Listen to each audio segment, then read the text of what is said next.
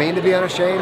You cannot be unashamed of the gospel of Jesus Christ if you're still unashamed of your story, where you came from, of how honestly God rescued you. Because the truth is, all of us have stories of brokenness.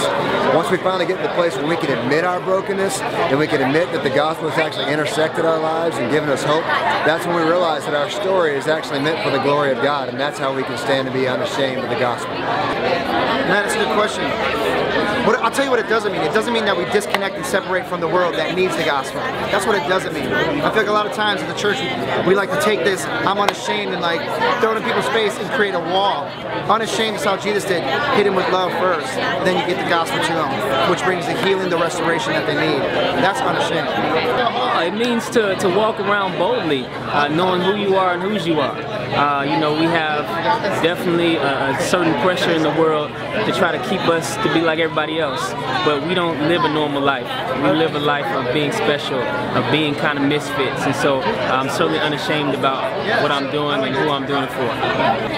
What does it mean to be unashamed? It means to live your life as a Christian, as your primary identity, not being black or a woman or anything else, but big C, big Christian, and being unashamed of that, no matter what it costs you, living your life like that. In a world, I need to today proclaim the gospel in any setting, anywhere, be willing to share the name of Jesus Christ all over the world, and I think that's what we're doing, not only in music, but in our lifestyles and the way we're living. We're taking his name everywhere, unashamedly proclaiming who he is.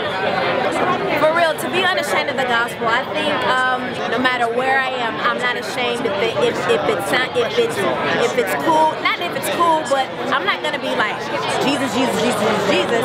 But if it's the perfect timing to insert his name or to just, first of all, I hope my presence just says, okay, something different about her. To me, that's being unashamed of the gospel. If somebody asks you, then you're definitely not ashamed. To be unashamed of the gospel is to be able to declare the gospel anywhere, anytime, or any given moment, and even when you're under pressure, you know. And that's what being a Christian is all about: standing up for what you believe. And yeah, yes, sir.